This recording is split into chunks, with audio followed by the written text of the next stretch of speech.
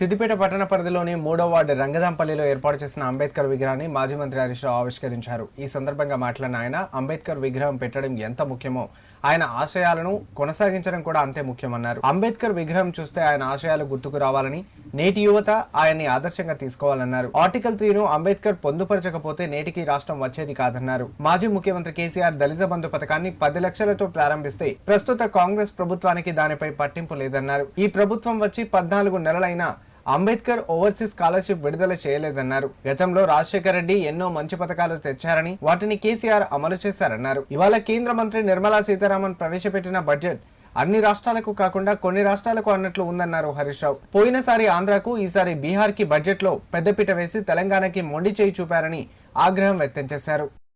విగ్రహాన్ని పెట్టుకోవడం గొప్ప కాదు, అంబేద్కర్ ఆశయాలను అమల్లో చూపడంలో గొప్పతనం ఉంది. ఒకే లైన్ లో చెప్పాడు అంబేద్కర్ గారు, బోధించు, సమీకరించు, పోరాడు. అంటే అంబేద్కర్ యొక్క ఆలోచన విధానాన్ని, ఆయన ఇచ్చినటువంటి కాన్స్టిట్యూషనల్ ప్రొటెక్షన్ తో ఎవరైతే ఈ రోజు విద్యావంతులు ఉన్నారో, ఉద్యోగులు ఉన్నారో, ప్రజాప్రతినిధులుగా ఉన్నారో వారు అంబేద్కర్ సిద్ధాంతాలని అందరికీ బోధించాలి, ప్రజలను సమీకరించాలి. లేదు మనకు న్యాయం జరగనప్పుడు పోరాటానికి సిద్ధపడాలి. ఇది అంబేద్కర్ గారు సూచించినటువంటిది. ఇలా కొంతమంది అంబేద్కర్ గారి వల్ల ఎమ్మెల్యేలు అవుతున్నారు, మంత్రులు అవుతున్నారు, ప్రజాప్రతినిధులు అవుతున్నారు, అధికారులు అవుతున్నారు, టీచర్లు అవుతున్నారు, ఉద్యావంతులు అవుతున్నారు. కొంతమంది బాగా చేస్తున్నారు, నిజానికి తిరిగి వాళ్ళు సమాజానికి అందిస్తున్నారు. కానీ కొంతమంది మర్చిపోతున్నారు.